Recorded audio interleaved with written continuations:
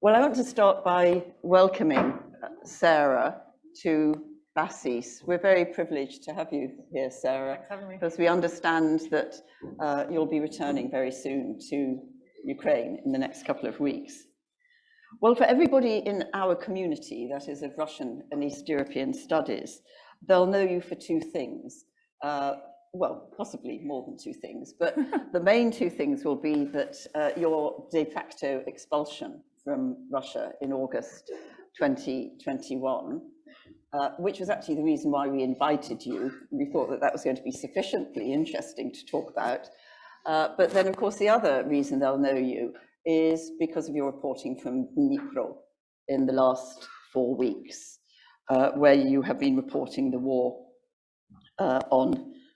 in Ukraine.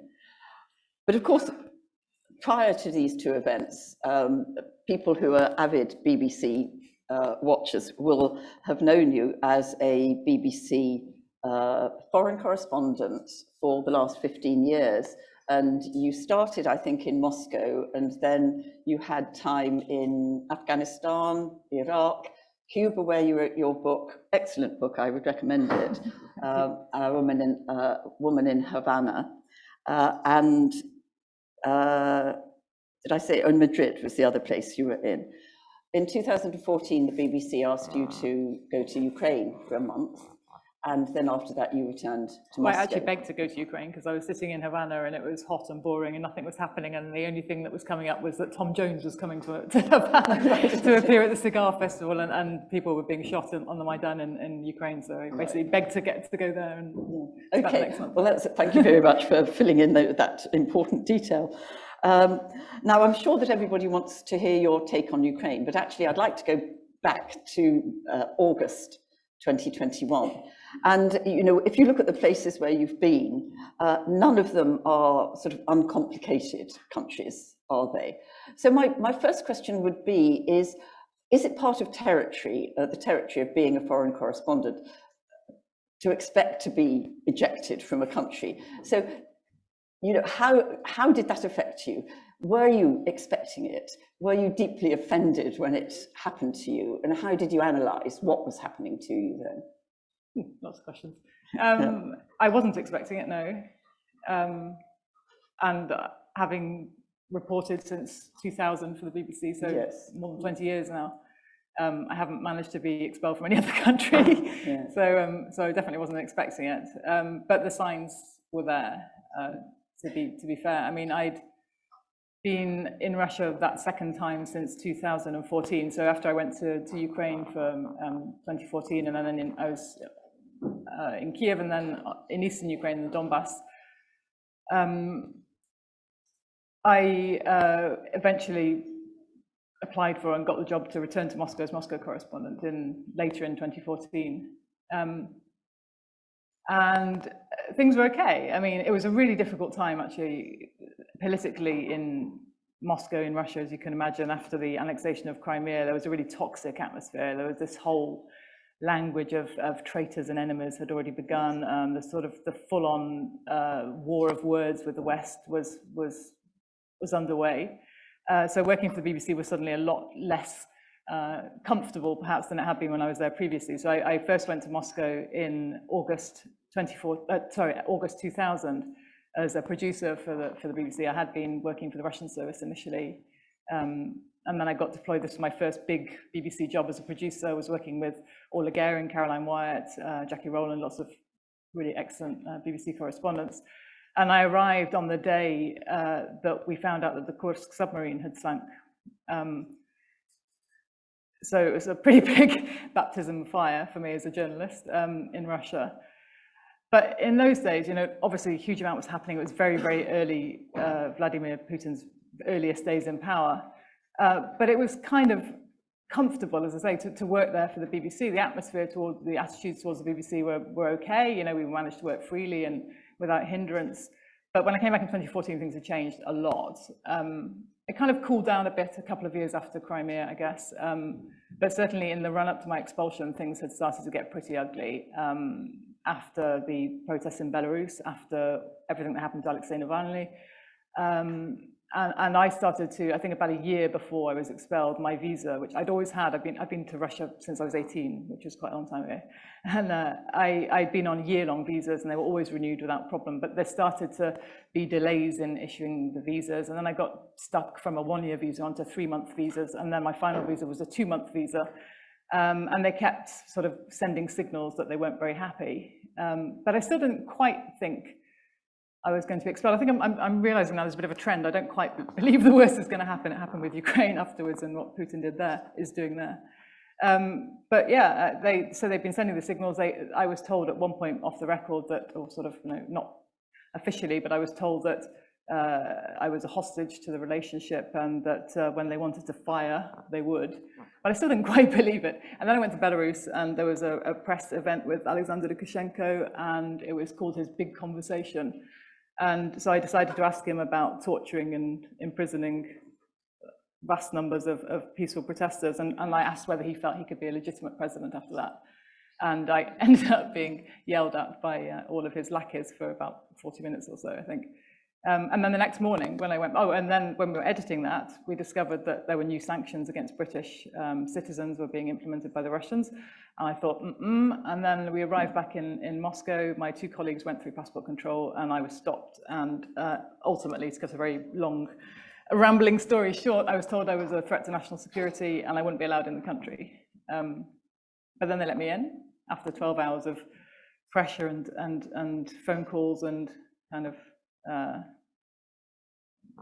I don't know what happened, frankly, but 12 hours later, they let me in and they said I could pack my bags and leave when my visa expired, which was about 3 weeks later. So it was looking back at it now, from the perspective of everything that's happened in the past sort of 6 weeks or so, it seems like it was nothing, it was trivial. But at the time, it felt devastating. At the time, it felt like the end of my journalistic career. It felt like the end of my relationship with Russia, which was long and deep and meant an awful lot to me. So it was traumatic in a sort of inverted commas. But frankly, I'm quite glad I'm not there now. Yes, I think I can understand that. I was thrown out in 2007, having been to Russia since 1971. And I felt just deeply offended because I felt all the way through that I'd been honest in how I was representing Russia. I mean, did you feel that as well? Did you feel a sense of betrayal? Not betrayal, but yes, I think I felt it was unjust. I felt it was below the belt. I had a meeting with the Foreign Ministry, which lasted for about 90 minutes the next day, and I don't think I stopped telling them what I thought for most of those 90 minutes, because I felt this was my chance to tell them why I thought this was wrong, not just because it was happening to me, but because of what it said about what was happening to Russia, and that was what upset me, and that was what actually angered me, and that was kind of why I was so distressed about everything, because it wasn't about me being kicked out of Russia. That doesn't matter. But it was symbolic of I think, what we now see, of course, and what already I'd been charting for years in Russia, which was, a massive, systematic elimination of freedoms in the country, a massive squeeze on freedoms, democratic rights, and of course, just the freedom to commit journalism. Because I kept saying when I came back, and I think that's the most important thing, what happened to me, I'm a foreign journalist, I left the country, ultimately I can go somewhere else, even though it obviously hurts because it breaks my ties with Russia forever, because they told me I can never come back, and also because I'm on the sanctions list as a threat and an enemy of the country. That hurts, but it doesn't really matter because I've got my own country to live in and other countries to work from. But it happened in the context of a massive clampdown on Russian journalists, independent Russian journalists who had been doing extraordinary work in the country, and they were being labelled foreign agents, they were being labelled undesirable, their lives, their careers were being ended. And of course, we've seen where that's led now, to almost total censorship in the country, where journalism has been criminalised, truth has been criminalised, and where you can't call a war. So, it was looking back, and even then it seemed like, an important step on a road to something pretty bad, which has obviously come to pass. Yeah, I'm interested in the official journalism as well as the independent journalism. And you mentioned that you went there first, when you went there first, it was just before the Kursk disaster, but you also had Beslan, you had Nordwest. And did you then prevision, or did you think of that as previsioning, or do you now, of what came subsequently in the way it was reported? So were you sort of interested? Did you note how the Russian media was reporting it? Both I know that you shouldn't talk about the official and unofficial, but the independent and the official media. Was there anything that began to raise alarm bells in your mind back then in the early 2000s? Yeah, but there are nuances still, because it depends which one of those massive kind of events you're talking about. With the Kursk, the reporting by Channel 1 and I think it was Darenka, I can't remember, but at the time when they got their hands on some footage that had been filmed in Vidyaeva when Putin met the widows of the people who died on the Kursk, that video was published, and the reports that were made about that basically led to Putin beginning his giant crackdown on television. So his beginning of taking control of the television channels. And one of the biggest stories in the first years that we reported, or I produced with other correspondents, was the end of NTV, so Gusinsky's flight and all the rest of it. But yeah, I arrived in Russia at the time when a massive lie was being spread to the country via from the very top and via the media. Beslan, exactly the same. I remember being outside the school in Beslan, and the relatives kept coming to us, the foreign media, and saying, you have to tell the truth about what's happening here. You have to tell them tell the world how many people are inside the school in Beslan, because they're lying. And the whole, I will never forget Beslan anyway, but I specifically remember this thing was, I think it was 384, I think the Russian authorities were saying at the time, were in the school, and the whole point seemed to be to play down the scale of it, because they were obviously preparing for the possibility that they were going to have to storm the school and end it with violence. And although 384 was a massive number of people to potentially be killed, it was a lot less than the actual number of people who were in the school. So it was that thing, tell the world the truth, because these channels aren't listening to us. So it's been there the whole time. Nordost as well, the gas that was used, the way that people died, how people died.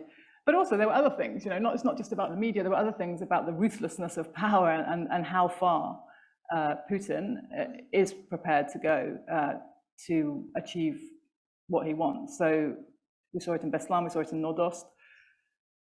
We've seen it time and time again. So it's a sort of the sense of that in order not to look weak, in order to win, he'll go a long way. The signs were there very early. And yet you said earlier that, compared with the 2000s, when you went back in 2014, it was radically different. And that was something that struck you. And from 2014 onwards, so are there any particular landmarks that, made you think, gosh, we're heading in a direction beyond which, that it's going to be very difficult to retreat from? In general, the first kind of gut punch, I think, probably after I returned at the end of 2014 was when Nemtsov was killed. So I remember hearing that on the radio. Still listen to a radio in those days, not on my phone.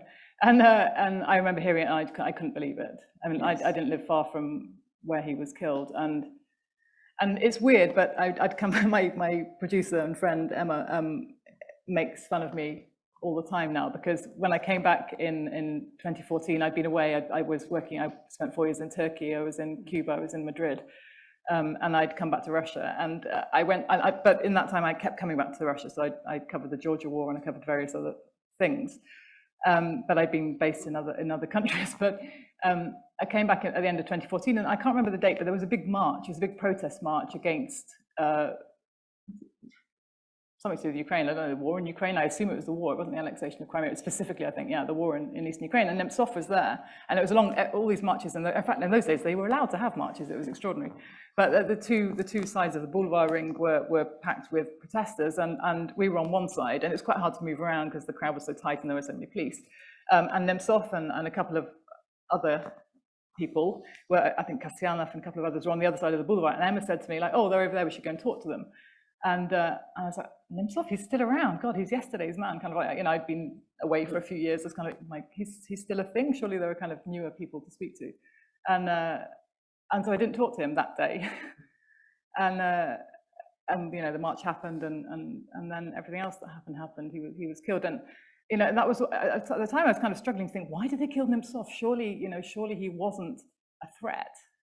And yet, you know, even Nemtsov, who was clearly a threat, was wiped out. And it was, you know, that was a real shock. That was a real kind of like, okay, Sarah, you're living in a new Russia now. You're reporting a different Russia. This is not the Russia which, although it had Beslan, it had Nordost, it had the Kursk, it had so many awful things as well. You know, the Chechen War, of course. You know, it's a different country, and it felt different, and it was different. And that whole, as I said at the beginning, you know, that whole sort of language of patriots and traitors, it was toxic. It was vile. And it was sort of all pervading, but it sort of, I was thinking about this the other day, it still was better than it is now, because there were people who were labeled as patriots and traitors. They were still in the country, you know, so there were people who, from musicians, for example, I remember Makarevich, I mean, we interviewed him and he was talking about how he was, you know, he was opposed to the annexation of Crimea, but he was having trouble. He couldn't get any concert venues, he couldn't appear, you know, his music wasn't being played. But he was still speaking out, you know, he still spoke to me. And now, you know, there are fewer and fewer people left in the country who can speak out, and more and more people forced to leave, because it's just, the danger level has just climbed that extra notch higher. And of course, the independent journalists were some of the people who were speaking out, and they've become fewer and fewer. I'm sort of curious about what sort of relationship did the Western media corps have with the official broadcasters and journalists? Did you get to know them, and did that relationship with them change over time? Yeah, it did, dramatically. Yeah. I mean, in 2001, just after the 9/11 attack, we worked very, very closely with NTV to get into Afghanistan. So I went into northern Afghanistan and was based with the Northern Alliance, and the way we got into northern Afghanistan was we basically provided a satellite dish, and theyre got us in through the Moscow military base on the border with Tajikistan and Afghanistan. And you know, we spent the night, well, I didn't, but the men spent the night in the sauna with the Russian generals. You know, it was all very pally. And the next day we got pedaled across on a little raft across the river into northern Afghanistan. And we worked then, we were based in the same compound with the Northern Alliance, NTV, and a bunch of other Russian state journalists. It was just a completely different world. And then I've been in the Kremlin pool. So there's this thing called the pool. It means basically the sort of the circle of reporters who are allowed to follow. I mean, it happens here, it happens, you know, in the US as well. So this in the Kremlin pool is a kind of trusted pool of reporters, and that has shrunk and shrunk and shrunk. And all of the independent TV channels like Dost, for example, once upon a time they used to have a reporter in the pool. Obviously, Dost doesn't exist in Russia anymore, but you know, there were days when I would be in the Kremlin pool and Dost reporters would be there too, and other kind of critical voices. And if you're in the pool, you get access to Putin. You spend time with his advisors, his close circle, and you can speak to them and you can ask them whatever you want. You know, so that's the other thing. I think a lot of people think, I'm sort of talking pre-war now. A lot of people kind of think if you work in Russia, you don't get access. You can't speak to people. You don't meet people, but you do. I mean, we spoke to the Kremlin every day. There was a conference call with Peskov. You could ask him whatever you wanted, and we did. And if you were in the pool, you got access to Putin, and we did get that. So, you know, it's a lot better than Cuba, let's say. But with the state media corps, did you, I suppose the thing that seems to be curious, do they actually believe what they're saying a lot of the time? Did any of them ever open up to you, or did they sort of maintain that? I mean, do you think they really had sort of internalized the discourse that they were circulating? Well, one of them's got a British passport and a lot of property in the UK. Yes. I mean,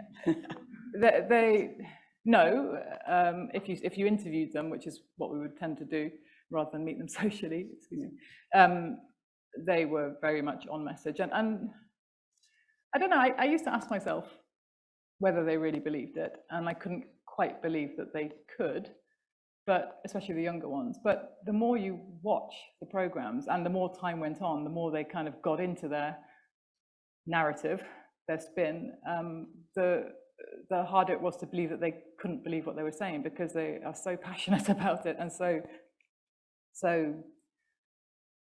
fully engaged with the message, that if they don't believe it, then that's a very funny way to live. But also, I mean, the relationship with us, I mean, whatever we want, we're the enemy. I mean, the BBC is declared by the Russian state to be, you know, essentially a hostile media. So, you know, any of those kind of chief characters within the state media weren't going to have anything to do with us after a certain point in time. And that certain point in time was? I mean, after Crimea. Crimea, yeah. Right. So what is your view of the explanation that there now is for the apparent support of such a large percentage of the Russian population of Putin, that it is all down to state propaganda and precisely to an unfree media? Support for Putin or for Putin? For Putin. I don't think we know what the support for Putin is. Yes. No, I think supposed, but okay. So another way of asking it is how important do you think is the absence of a free media in framing the way in which people are responding to Ukrainian war in Russia? Massively important. Okay. But I don't think it's the only thing. I mean, I think I think you can't see what's happening now in Russia or the reaction to the war in Ukraine now without knowing and remembering that for 8 years, the state media has been pumping out vitriol and talking about Nazis in Ukraine for 8 years. So it's not that they suddenly, you know, Putin said we're going to denazify Ukraine and demilitarize Ukraine, and everyone woke up and goes, ooh, it's a Nazi state. No, they've been being told that for 8 years, and they would turn their TVs on, and you've got people screaming, literally screaming. I mean, the programs are awful. They just yell at one another, even though they all agree, they still yell at one another. And they're all saying the same thing, which is, you know, Ukraine is a Nazi state, it's a terrible threat to us, and NATO is evil, and the West is evil, tra-la-la-la. I mean, the whole stuff. And now, all that's happened is that all other programming has been removed from the schedules, and the only thing you can see on state television, which is all television, is that. So if people turn on their TV screens, they can't help but be influenced by it, because it works, it's powerful, it sort of infiltrates your thinking, people's thinking, even if they don't quite think that's happening. And so I have quite a few friends, I used to call them friends, acquaintances, who don't necessarily watch TV, but those messages, they get pumped out in all sorts of other ways as well. So people who would only use Yandex, for example, I mean, they're going to see the same stuff at the top of their search engines on their Yandex News. It's everywhere, and it's quite hard for it not to affect a person living in Russia. I think it's hard. You have to be pretty, you have to be pretty strong, I think, for that not to somehow filter into your consciousness somehow. And yet at the same time, that when you look at what's happening with Ukraine, I have to say that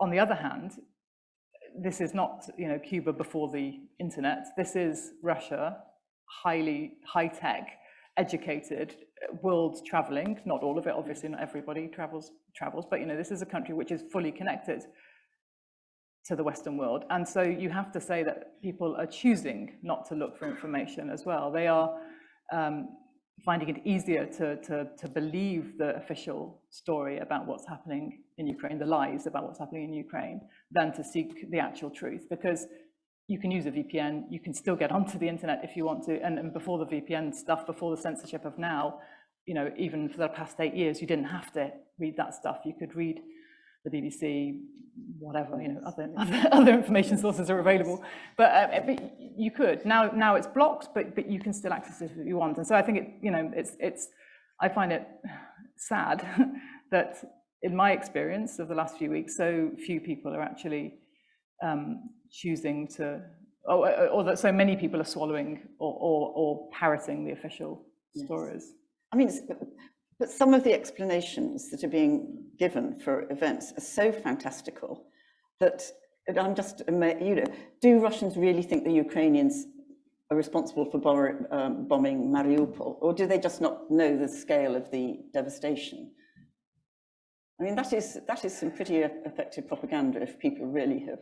I think they don't know what. I think when you destroy truth and you chip away at what facts are, yeah. People just don't believe in anything anymore, and so there is no such thing as truth. And then you criminalize truth because you can't call a war a war, and then people don't know which way is up, and then they stop thinking because it's dangerous to think. and you stop discussing with your friends in a bar what's going on and what might be actually the truth, because who knows who's listening, because school kids are denouncing their teachers or their university professors. So I think, I don't think you can underestimate the power of the propaganda and the fact that this machine has been gathering momentum for so many years, and particularly on Ukraine, because it's powerful in many other ways as well. And I think, that's what's led to various sort of violent attacks and all the rest of it in the past. I think, specifically on Ukraine, you can say for 8 years, the Russian country has been prepared for what's happening now. And I think it's depressing and it's awful, but it works. Yes. And the thing that, as I say, that sort of bothers me is that so few people now are prepared to challenge that. And those Russians who do, so many of them have just gone. Mm-hmm. Yes, yeah. I was just looking at, in our correspondence before this, you wrote to me in one email that you've been cursing yourself for not seeing the war coming, because you'd been witness to terrible things that Putin was capable of. We've been talking about now, Chechnya, Syria. And sort of, I would say, join the club to that. I have to say, Russian and East European studies hasn't been terribly good at predicting that this was going to happen. So why do you think you got it wrong? Or why rather did we all get it wrong? Because from what you've been saying earlier to this point, it seems that you've been identifying a whole series of pointers that we should have not taken more notice of, because you precisely were taking notice of them and telling us about them. So why was that? I mean, I was talking specifically about the war in Ukraine as an all-out war. I didn't think in Kiev 3 weeks before the war, I couldn't conceive of Kiev being under attack. I mean, okay, the city centre wasn't bombed in the end, but they had a pretty damn good attempt to get close. But it wasn't just me; it was all the Ukrainians. So my point is that I was talking to Russian experts in Russia, Russian analysts, Russian people that I would say were pretty good at their stuff. I was talking to Ukrainians every day on the ground in Kiev and round and about, and nobody could quite believe it was possible, because it was just too mad. And it's not that the signs weren't there, because they had been there for years and years and years. And if you look back now, everyone's so wise with hindsight, aren't they? But I mean, you look back and you can see all the statements that Putin's made specifically about Ukraine. Obviously, there was that 5,000 plus word essay that we all possibly maybe waded through. Then all his various statements, and clearly, in the days leading up to the actual first invasion, the first bombs, the signs were piling up. So I knew something was happening then. I mean, I'm not that daft, but a few weeks before, when all the American intelligence kept saying there's an imminent invasion, it's going to happen any minute now, it's going to happen tomorrow, and there was all these, the troops around. It had happened in March, April, and then there was the Biden summit. I kept thinking, and I kept asking people, what does Putin really have to gain by an all-out invasion, and what the hell does he think? How on earth does he think he's going to achieve occupying the whole of a hostile country? How can he think he can install 8 years after he began a war here? Because that's the point. The point is that in 8 years, Ukraine has changed massively. And maybe he might have been able to do something in 2014, but if in 2022, he thinks he can remove the government, install a puppet and occupy at least the east, if not the rest of Ukraine. I just thought that was cloud cuckoo land. And so therefore, I couldn't think he was that bonkers that he would actually try and do it. So I could quite clearly conceive of a big escalation in the Donbass. I thought that was entirely plausible, although I still didn't really see the political gain for Putin, and therefore why he would bother risking so many lives, Russian lives, although it's questionable whether that bothers him too much. But I just couldn't see it. I just thought it was just too risky. It was too the collateral damage, if you like, was too much for him to see gain there. But obviously, counter to that is his kind of mission with Ukraine, and also part of his great standoff with the West. So he's gone where many people didn't think he would go, and the consequences are catastrophic. And I'm the first person to hold my hand up and say, I didn't think it would happen, and I'm very sad that it has. Yeah, but when you were talking earlier about the degree of access you were getting to the decision makers at the top, did you at that stage understand how small the circle was around Putin and how few checks and balances there were on the decisions that were being made. Don't forget they kicked me out, but so Yeah, well, I wasn't there in the run-up to the war, but 2021. So that was sort of already but yeah, I COVID, mean, yes. Yeah, there's this theory, of course, that he spent so long in his bunker that he went a bit bonkers. But I mean, everything that I'd reported on for all the years that I was there showed that every single check and balance was being removed. So I mean, it was clear that if he wanted to do something, he could do it. I mean, I think, and many people have commented on it, but I think, you know, that Security Council meeting just before the war was extraordinary. I was actually on a running machine in the hotel in Kiev at the time, watching it, and I nearly fell off the machine because I started yelling at the screen because it was just bizarre, and I was so horrified because it was, you know, that it was clearly a massive step on the build up to war, that I came out of the hotel gym. There's no one else in there because it's COVID restriction measures, so it's just me in this gym, and I came out with a phone and I sort of went up to the hotel gym reception. I said, "Have you seen this? It's crazy." He was like, I said, "You know, it's going to be war." And he just looked at me and said, "Have a nice evening, madam." Sorry. And he had no idea what I was talking about, but also I was obviously this sort of sweaty, mad Western woman who's like shouting about Putin. But yeah, but it was, you know, that moment, watching Narishkin's humiliation, watching kind of just this kind of spectacle of Putin at, sort of like with all his men and one woman, wasn't it, lined up in front of him like they were kind of naughty school kids being told to come up and deliver their lines. It was beyond anything I'd seen before, and it was obvious that, you know, it was the build-up to what happened. Yeah. So in February 2022, you make the transition from being a foreign correspondent to being a war correspondent. How difficult was that transition? I didn't really. I mean, I'm just a correspondent, and there happened to be a war, but I've been to wars before, unfortunately. Yes. So I wouldn't use the term war correspondent because I hate war and I prefer to keep as far as possible from anything like it. But it's just part of the job sometimes. And so I was in Iraq, I was in Afghanistan, I was in other places, South Ossetia. But it came to a point actually when I said I wouldn't go to any more wars, and that was actually when the Syrian war happened. I decided I didn't want to be embedded with the Russian army in Syria, funnily enough. And also just I felt like it was kind of, in terms of the risk, I sort of felt like it wasn't one I wanted to take. So I had actually told my bosses that I wasn't going to do any more wars. And then this happened. And for me, it's not about war or not war. I mean, obviously, war's horrible and risky and dangerous and horrible, and, you know, I'd prefer not to be there. But it was about Russia and it was about Ukraine, and I had to be there, basically. I've been terribly impressed by the professionalism of the BBC journalists, because it must have been very difficult, or is going to continue to be very difficult, reporting from Ukraine. And I'm interested that you were shouting at your iPad, because I'm sure a lot of us have spent a lot of time and energy shouting at the television over the last 6 weeks. How difficult is it to remain measured in this situation? I mean, how on earth can you do that? Because sometimes I just think, you know, there you are delivering this awful news.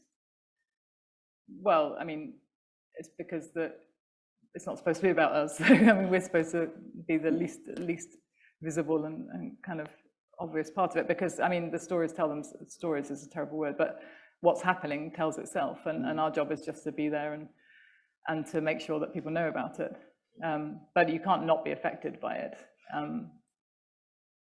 And sometimes it makes you shout at the screen, but I don't know. I remember being really extremely angry on the morning of the 24th, and scared, obviously. I basically on the 23rd, after my sort of denials that war was coming, had obviously been kind of somewhat unmasked as nonsense. But by that point, I mean, obviously the build-up had been intense, and it was about midnight or something, and I kind of, there were these messages coming. I think the US intelligence report to the US press had been that war was coming at 4 a.m. And then there was the very late night, I can't remember what time it was, there was the Russian news that they were going to accept the appeal from the LNR and DNR to whatever it was anyway, to some friendship thing or whatever. Anyway, it was basically they were accepting that they were going to support them and step in and protect them if need be. And then there was the Zelensky Address in Russian to the Russian people, which was really extraordinary. And I was lying in this weird, it was a really kind of grotty little motel, but it was, the room was, if anyone's been to provincial hotels, many of you, obviously all of you probably have been in the former Soviet Union, then this was like a pretty basic place, but for some reason the room was like a sort of theatre set with a kind of draped canopy over the bed and this kind of sateen sheets and all this kind of weird stuff going on. And so it was really kind of theatrical and sort of in that odd setting, I was kind of lying there on the bed fully dressed because I was convinced that, you know, the bombs were about to start dropping and I wanted to be ready to run out the door.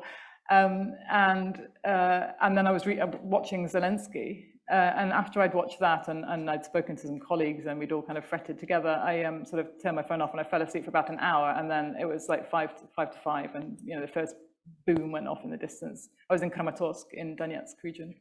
And we knew it had started. And I just remember I turned on I was looking to see what Russia was saying about it, what was going on, what we could expect. And I found on YouTube, or it was live, I had a live stream from Russian TV.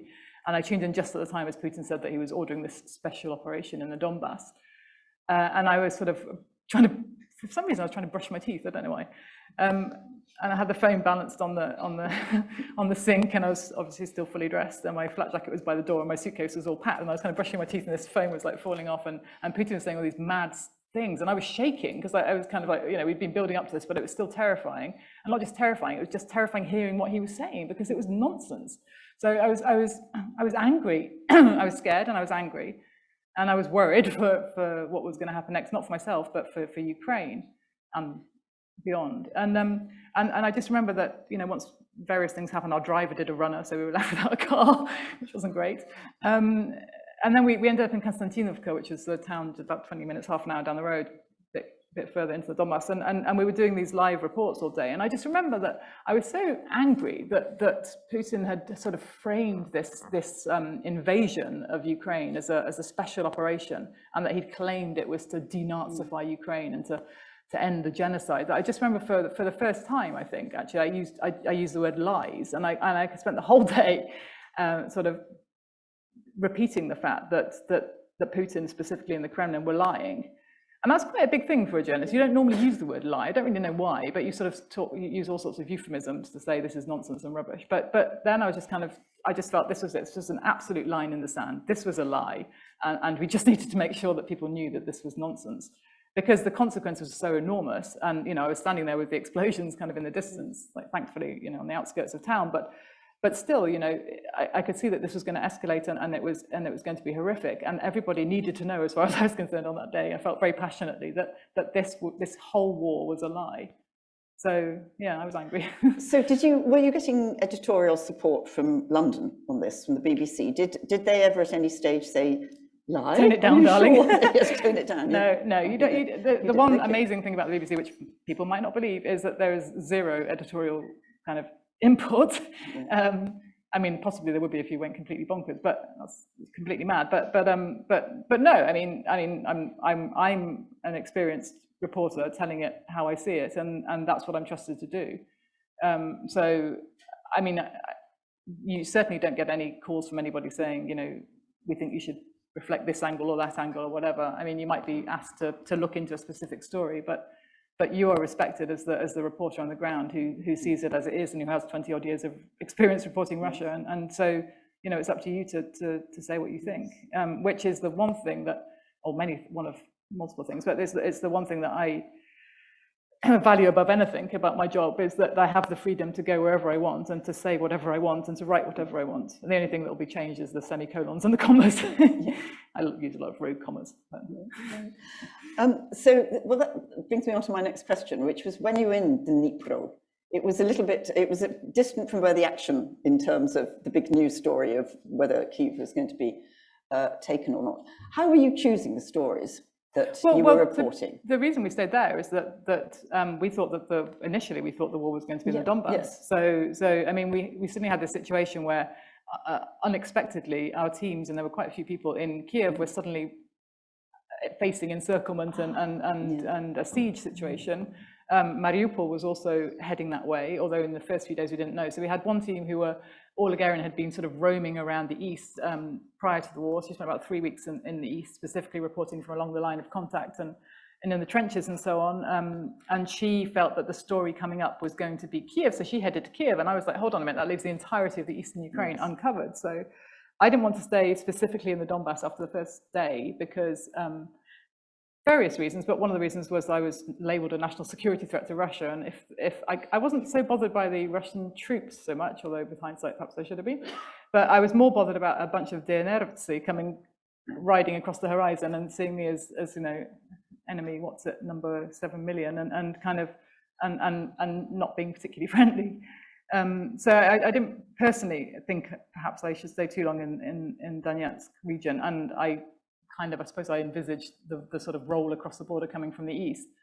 But I thought it was important to stay in the east, you know, albeit in Dnipro, because I thought it was really important to tell the story of the Russian-speaking areas of Ukraine. Obviously, Kiev is also, you know, there's a lot of Russian speakers and Russians in Ukraine, but in Kiev. But to me, it felt like this was a war that Putin said he was waging to protect Russian speakers and Russians in Ukraine, and yet, you know, within how many days he was bombing Kharkiv, obviously Mariupol, and those were stories that we needed to be able to tell. So, you know, in different ways we told those stories, and we were based in Dnipro because it was a safe place at that time to be. So. Yeah, I was struck in the first, first 4 weeks by the number of stories that there were about the refugees. One of the tropes was the family, what was happening to a particular family and how they were getting out. And, I'm interested in the balance between those sorts of stories and those about the action that was happening on the ground in Ukraine. Who is it who was making the decision about when it came to the broadcast on either Newsnight or the 10 o'clock news, about the balance between those two different stories about the human tragedy that was happening? I mean, that's a complicated sort of BBC question as well about who decides what goes on each programme. So the editors of the programmes will decide specifically what their kind of running order will be. So the 10 o'clock news will do something different to the Today programme, to PM, to all those things. And Newsnight is a whole separate beast with its own teams. But in terms of, and somebody I read something about this, kind of criticising the BBC for being so focused on the humans and not on the soldiers. And I was kind of curious because there's, as well as the sort of editorial questions, there's a practical matter in war, which is that, you know, you can't just generally rove around front lines and kind of just rock up with your camera and film action. You know, you have to be, generally speaking, certainly in this situation, you have to go with the troops to a front line. So that restricts where you can go. So it means that only certain places are accessible. It takes an awful lot of organising. The Ukrainian military generally doesn't want the journalists to die when they're with them. So there'll be a lot of things that come into the equation, and so you go when you can. And in our situation in the east of Ukraine, for example, I had been on the front line previously before I went with Zelensky. I did a 2-day trip across Ukraine with Zelensky, which was really interesting and included going down to Mariupol to the line of contact in those days, which was as quiet as the grave. Sorry.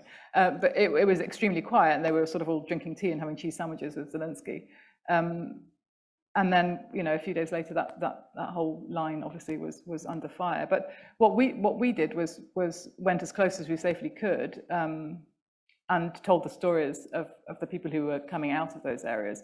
I went to Kharkiv. I mean, Kharkiv was under bombardment. We thought long and hard about how to get there. We went on the way. We stopped in a hotel, a motel, basically, a roadside place, which was full of refugees from Kharkiv who all thought I was completely bonkers to carry on going to Kharkiv. But we decided on that particular occasion that we should. And that wasn't to the front line because we didn't have an agreement with any soldiers, but it was to go into Kharkiv and see what it was like to be there on the streets and underground, because most people were living underground. So each team makes its individual decisions, and then what makes it onto the running orders depends on what the strongest stories in inverted commas are. So, are you worried about war fatigue, in the sense that this is going to slip down the agenda of news broadcasting, which is already happening? Yeah. So what are the sorts of strategies that you can pursue to keep the public and your audience engaged with what's happening, especially if it's a long drawn out war? I don't know. I honestly don't know. That's more a question to the audiences, I think, than us, because I think all we can do is keep going to those places and keep telling the world why it matters as much as we possibly can. And you can't force people to care.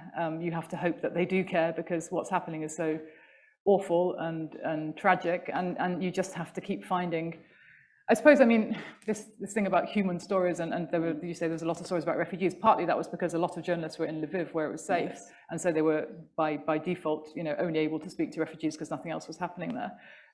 But that was massive in itself. We're talking about 4 million people living in Ukraine. It's a huge deal, and every single one of those people has a terrible story to tell, because they didn't want to be there. They didn't want to leave their homes behind, and many of them are coming from places they'll never be able to return to. So, these are people whose lives have been torn apart in different ways, whether or not they've come under fire or not. So I think it's a really important story to tell, and we were trying to tell those stories within Ukraine, because arguably it was stronger to talk to people when they were still on the ground in Ukraine. So there's a lot of internal migration within Ukraine. And I think, I think for me, one of the most horrible, really, moments of covering the first weeks of the conflict was actually at the train station. And I'd seen on TV, I'd seen Fergal Keane's reports in Lviv, and I'd seen other people reporting from train stations. But until I stood on the station, on the platform in Dnipro, and I saw the families saying goodbye, and I saw the massive crush to get on the train, and the fathers kind of like holding their hands to the glass and kind of mouthing things, words to their children and their wives, and then the men kind of in tears, which this is Ukraine, this is former Soviet Union. You don't see that very often. You don't see men crying, big burly men in tears, and it was for me, I mean, that was the time actually when our entire team broke down in tears. The male, female, all of us, we just were kind of, all of us were sort of like disappearing into corners, go like, okay, we've got to get it together because we need to report this. But it was horrible, and that's not gunfire, but that's what's happening because of this war as well. And so it's just showing that, I think, probably connects in some ways, in many ways, a lot more with people watching than being on a front line with a bunch of men with guns. On the other side, of course, the stuff that's being uncovered now in Bucha and around Kiev and other places, I think, I mean, hats off to every single one of the reporters who's covering that, because it's they won't forget that, and they're obviously, they have to tell people about what they're seeing, and especially when they have to counter the lies that are coming from Moscow claiming it's being done by Ukrainians, or it doesn't even, these are actors that are lying on the ground. I mean, the only thing that you can use to counter that is facts, and so every single one of the reporters that goes into those retaken towns is doing, I think, a really important job. So I mean, you don't have to see the guns to see what war does. Does the BBC have a good system for supporting the journalists? I've never had so many emails about well-being in my entire life. Okay. But I think you need it. I have a question here, and I'm not sure I expect you to answer it, but I noticed this morning when I tuned into the Today programme that Boris Johnson, our Prime Minister, has journeyed to Kiev to talk to President Zelensky. My question is, what will that achieve? I'm thinking about the Ukrainian war, not the obvious answer to the question, but... well, he's pretty popular in Ukraine. Yeah? Yeah, and the Queen's even more popular. Genuinely. I remember even before the war, all these veterans who were filming, who were talking about being ready to go off to fight, they were all saying, God save the Queen. Like, yes. That's true, that was actually happening. It was a bit weird. And Boris Johnson was the second one they wanted to God save. So yeah, he's extremely popular. And actually the UK has plenty of people in Ukraine will say we need more help, but most of them will say thanks to the UK in particular, especially, you know, against some other countries, for what help there has been. And I think they all recognize that, you know, obviously Ukraine is constantly banging the drum, we want more, and obviously they want more and need more, if we're expecting them to fight our war for us. But certainly there is, you know, I think there's genuine gratitude. Right. Whatever your policy. Well, thank you for answering that question. So the final one then is, so I'm going to ask you to predict, and then you're sort of going back to Ukraine, so we can't hold you accountable for what you say. But what happens next, do you think? I mean, what's your prediction for Ukraine? God. And for the war? I don't know. I'm not very good at predictions, as you've seen. No, I don't know. I'm afraid it's not good. I'm afraid it's very bad.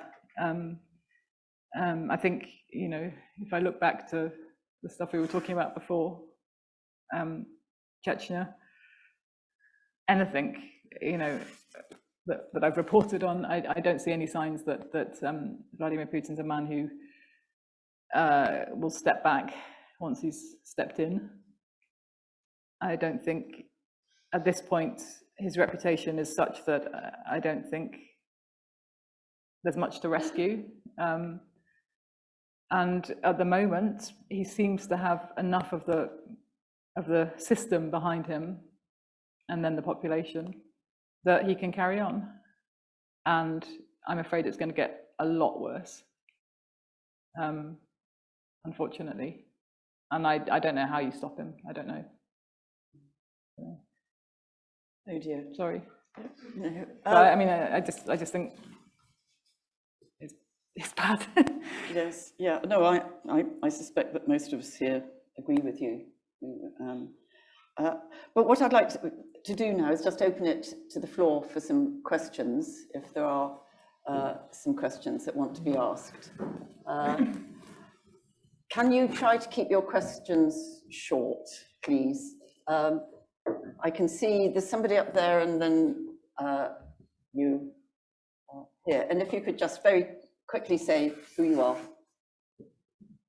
Sorry, have we only got one person with someone here with a microphone? Microphone. Sorry, is that one? No, there's one I saw him. Oh, you've got the microphone already. Sorry. Hello. Yes, my name's Talia Kollick. I'm a DPhil student at the University of Oxford. And my question was about public opinion in Russia and whether or not it even means anything anymore. All I can imagine is if you watch on the TV that people who call the war a war get 15 years, and then somebody calls you up and asks you what you think about the war. I personally don't know if I would answer that question, honestly. And so you talked about the death of truth. Can we still know anything about what people are thinking? Is that even a valid thing to be asking now? Well, no, I think it's a really fair point that you can't really trust an opinion poll conducted in a country where there's no freedom. It just doesn't work. When you can't call a war, you can't ask someone what they think about the war, obviously. Well, not obviously, but it's it's an important point to remember, and also to remember that there are very few even polling agencies left to conduct those things. Levada, I think, do still manage to do good work and research, but beyond them, the rest of it's state controlled. So I think the only answer to that is that we still have a correspondent in Moscow who tries to find out what people think, and there are other journalists, although only 2 foreigners left now, I think, in the whole of the press back in Moscow, which in itself is a very depressing state of affairs. So they're trying to find out.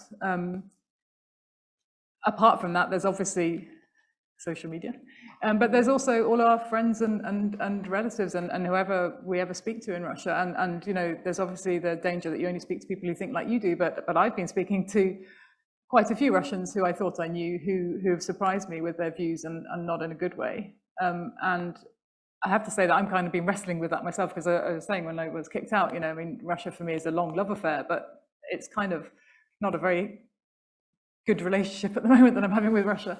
And so, I've been shocked by the reaction of people who I thought maybe would see this as a red line too far for them, or a step too far for them. So yeah, and then the other point, I guess, about what do Russians think and what can we say about what Russians think, is the thing that's stayed with me the most from my sort of few weeks during the war was how many Ukrainians I spoke to who told me about their own relatives and friends in Russia and what they said. So it won't be news to any of you that, you know, that many people were having these conversations where they were sitting in a bunker and they were sitting under fire in Kharkiv, and their relatives were telling them that you know, either it wasn't happening or all they needed to do was surrender, and, you know, they'll be freed from this Nazi coup government in Kiev, and they'd all be okay. So, you know, the power of propaganda is intense, and it's you know, it just cannot be underestimated. And so, yeah, opinion polls are not really worth the paper they're written on, but I suspect that the results of those ones aren't that far from the truth, at least now, you know, at this stage. I think there is this kind of rallying around, a little bit like we saw with Crimea, although the circumstances are very different. How long it lasts, I don't know, and you know, how deep it goes. I used to say that I didn't think that the sort of anti-Western mood and feeling in Russia went that deep. I sort of thought if you scratch the surface, actually, people were pretty okay with the West, and it was all just blah. Having seen what's happened now, I'm not so sure. I don't know. I think that Putin has dramatically changed Russia and Russians in 20 years. Not all of them, of course. I mean, I'm saying this as a person with many Russian friends and, you know, deep affection for the country and respect, but not for the way it is now. I mean, what he's done to it is devastating. Thank you, Vicky Hrbka, from a researcher from the Czech Republic. Maybe building up on the question, BBC does some sort of audience research, and since you have been forced to shut down, or the operation on internet was shut down from BBC, and you've mentioned the VPNs or Tors. Do you have any idea about these cracks? How many people are using it? What sort of people do get access, do actively seek for such an access? And among the media that are accessible, which is like a lot through the VPNs, what role does BBC play within the mix consumed by some in Russia? Yeah, I'm afraid I'm probably not the right person to ask, but I don't really know. I know that I was listening to the head of our Russian service speaking in a internal BBC thing the other day, and she was talking about how important the Telegram channel that they'd set up had been. So I think a lot of people who do want information in Russia have switched to Telegram, and I think, you know, the BBC Russian service Telegram channel has become a pretty important way of getting information. And I don't know what the numbers are, to be absolutely honest. I don't know. But one of the interesting things as well about the sort of crackdown on the independent media was when Deutsche, before it was completely shut down, when Deutsche was broadcasting, when they got labelled foreign agents, their subscriptions increased, which is the one kind of positive thing to take from that. So there's obviously an appetite for information, and you know, there are obviously people who, you know, not everyone's a zombie, which is, I'm saying that because in Ukraine you just keep hearing time and time again people telling you all Russians are zombies. Of course they're not, you know. But yeah, I don't know the statistics, and I don't know if it's increased. I think the Russian service is doing, particularly the Russian service, the Russian language service is doing pretty well, despite having been officially blocked. But obviously, you know, all the Russian service reporters have left the country. So there's that problem that, unfortunately, you know, that if you're not on the ground, you're telling a very different kind of story. That was the foreign minister, and they kicked me out. The Russian foreign minister said, "Oh, don't worry, you can just report on Russia from London." I kind of said that's not really how it works. Obviously, I ended up reporting on Russia from Ukraine instead, which was useful knowledge. But yeah, the Russian service are not in Russia anymore, which is very sad. There's somebody on the back row, and if you. Oh, sorry, there's somebody here. But there's also somebody who put his hands up. He's in the 9th row with a mask on and a white jacket. He had his hand up before everybody else. Okay, please. Okay, it's a very quick question. It's Cathy McAteer from University of Exeter. Thank you for a fascinating presentation. I wonder how you respond to the West doing what it always does, casting about, speculating on regime change. Is Navalny the man on the white horse? That's what I want to know. When you say speculating about regime change, you mean speculating that it might happen, or speculating that? I mean, I think that it's been discussed. Obviously, people, that's what if they can't find the solution for the now, they think way ahead. If there were to be political regime change, already people have been saying, oh, it must be Navalny, and I wondered what you think about that. I mean, I think there's several questions in one there. I mean, is Navalny the man to save Russia is one question, but the other question is kind of regime change, or what happens, you know, is Putin around, can he survive this, and kind of, you know, if not, what follows him? I don't think that's necessarily Navalny. I would say it's probably something more akin to Putin than Navalny, but obviously it depends on you know, what happens next in Ukraine, because we don't know. I mean, this could go on for years. We don't know what impact that will have on Putin, whether that means he'll be further entrenched or whether he'll, you know, he will face ultimately some kind of backlash. But my instinct is that he's not going to toddle off somewhere to a little palace in the provinces or in Sochi and live out his time there. So I mean, what happens after him is a massive question, and regime change, dangerous word. Navalny, I mean, again, to your question about, you know, kind of popular support, I don't know what popular support Navalny has. I don't know if he's the man that most Russians in a free and fair election would vote for. We just don't know. They haven't had one for many years. So, I mean, change. I think if there were a free and fair election, it'd be really interesting to see who Russians voted for. Navalny, I have a huge amount of respect for, and obviously the Russian authorities are very worried about him, or they wouldn't have tried to kill him. But whether he's the solution to all Russia's ills, it's up to Russians to decide at some point, hopefully, in the future. Right, thank you. I think there's a question at the back, and there's, oh, can you do the man in the, yes. Do the man. do the man in the mask and the white jacket. His hand up, yes. Yeah, no, I was just, if you could make your way up there. The one at the back, yes. Yeah. Whoever's got the mic, shout. Yeah. Hello. Hello. And wave. Yes.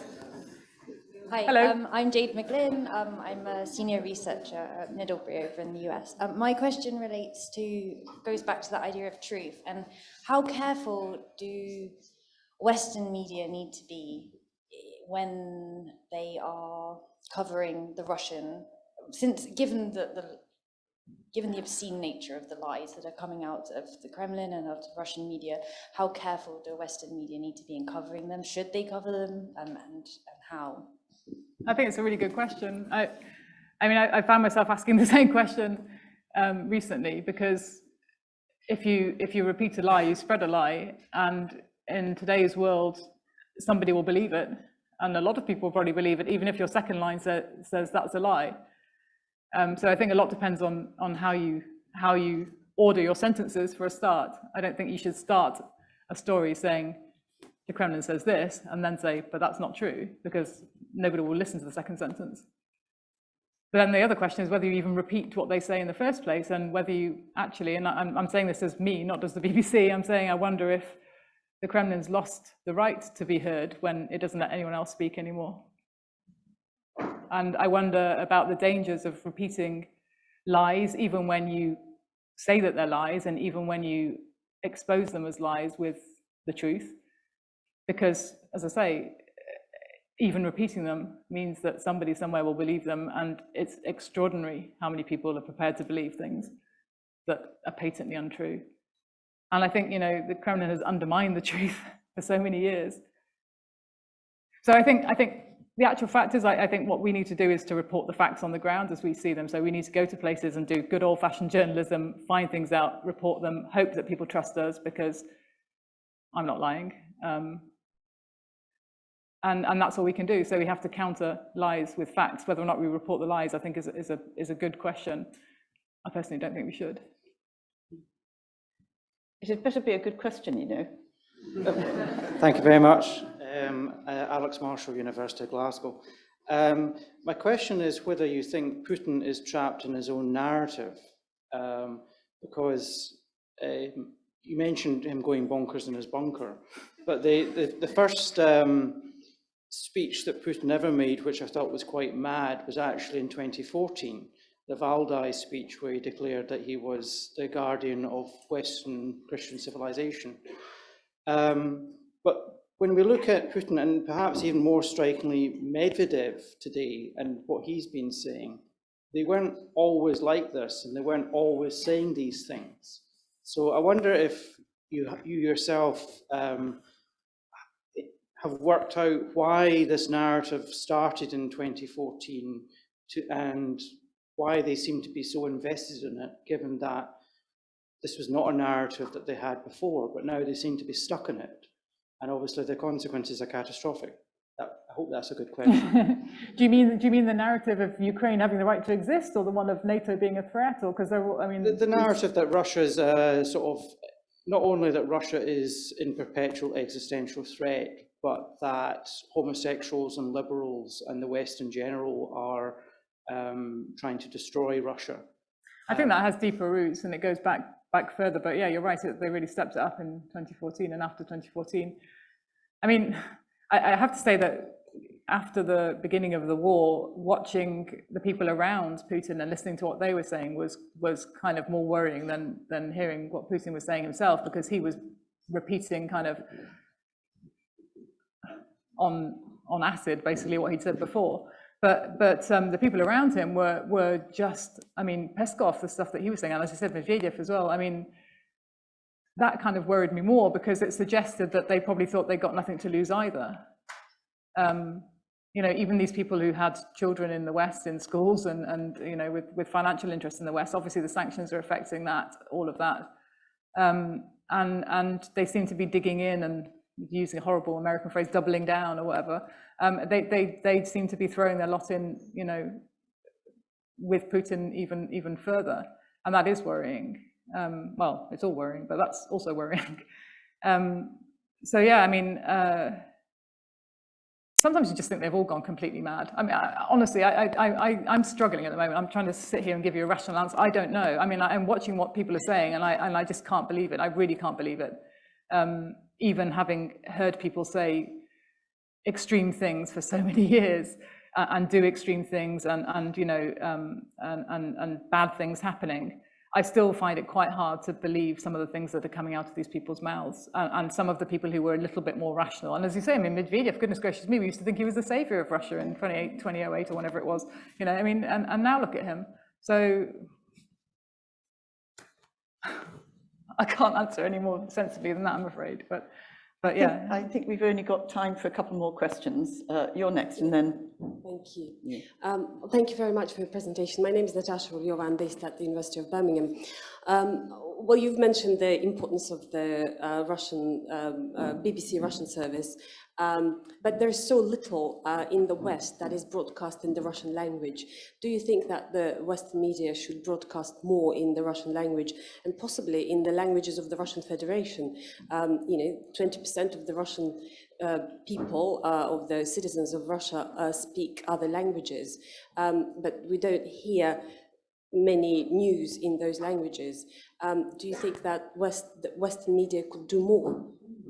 Possibly, but I think the Western media is in a bit of a funding crisis at the moment. So I think, you know, resources are focused where they might be seen to be best used at the moment. I mean, the Russian service, I used to work with the Russian service many years ago, and it was a very different beast to what it is now. It's now it's a vastly expanded group of people, and it has really good young Russian investigative reporters who've been recruited from all the other independent media that got shut down, who eventually sort of came to the BBC as the only place that was still standing, and then, you know, we got shut down as well. So the Russian service, the English service is still working. I mean, the journalists are still working, but you can't access it in Russia. So I would say, yes, it would be great if we were able, we or whoever, you know, the Western media were able to broadcast in all sorts of different languages. Of course, it'd be wonderful, but you know, sort of normal media or sort of like traditional media are struggling at the moment in any case. And I mean, if the Russian service in Russian is now all operating from outside of Russia, I'm not sure that there's much hope for anyone else inside Russia at the moment. It's perhaps not. Yeah. And I think the final question. Okay, hopefully it'll be a good one. So I'm Joanna Shostak, I'm also from the University of Glasgow, and thank you so much for everything you've shared today, because it's been absolutely fascinating, and also just in general, thank you to you and your colleagues at the BBC for, you know, all the work and keeping us informed. My question relates to the coverage of Ukraine between 2014 and the current period. Because, I mean, you mentioned this is a war that hasn't just started, it's a war that started in 2014, and it felt like, you know, Ukraine was at the centre of the world's attention in 2014, and now it's at the centre of the world's attention again, and in between there was this kind of gap in terms of international British media coverage. And you also mentioned that in those intervening years, I mean, the Russian media were going full pelt, you know, lying constantly about what was happening in the east of Ukraine. And I just wonder if we can look back and think that was a mistake to take our attention, you know, the international media's attention away from the east. Do you think that's a fair criticism, to say that there wasn't enough coverage of Ukraine in those intervening years? And if so, you know, how could we explain that? And is it perhaps linked to the fact that, you know, that I think the international kind of press corps tends to be focused in Moscow, looking at Russia, and in Kiev there are sort of far fewer permanently based correspondents. So just any thoughts you have on that? Yeah, sure. I mean, obviously the news goes in cycles and kind of big stuff gets big coverage, but we do have a correspondent permanently based in Kiev, and we always have done, in English, like me, an English language broadcaster, and we also have Ukrainian service and Russian service in Kiev. So we have a pretty big commitment in Kiev, which, I mean, I don't sound like a propagandist for the BBC, but it is quite impressive that they've always had some, you know, a senior correspondent based in Kiev. Because I think, you know, there's always been this criticism that for some years, Ukraine was reported from Moscow as like another former Soviet republic. And that obviously was absolutely untenable after 2014, which we had a correspondent there well before then, because I remember during the 2004 revolution, we were there and there was a local correspondent, a British person was the correspondent there. But the status of that person increased over time as the story increased in significance and importance, perhaps to the broader world. So as for whether we took our eye off the ball, probably a little bit, yeah. But there were also some practical things, which is that we were banned from the Donbass, so we couldn't go to the DNR or the LNR. I mean, I was there in 2014 as it all started. I was there in 2015, the beginnings of it all, and we reported as much as we could on, you know, the sham referendum and all the rest of it. And, you know, there's some pretty hairy moments in that whole in that time. But then they barred us. We were blacklisted. We were on their, you know, wanted list, so we couldn't go back. And recently, in the last year or so, we have made several attempts to go. But there have been people. So Abdul Rasulov, who's actually the VJ, the video journalist who's based there, alongside the correspondent Jonah, who left recently. But he would go very as often as he could to the contact line and to, you know, report on the problems with crossing the line, you know, and there were problems caused by both sides. And as much as possible, but yeah, I mean, maybe we should have done more, maybe we could have done more.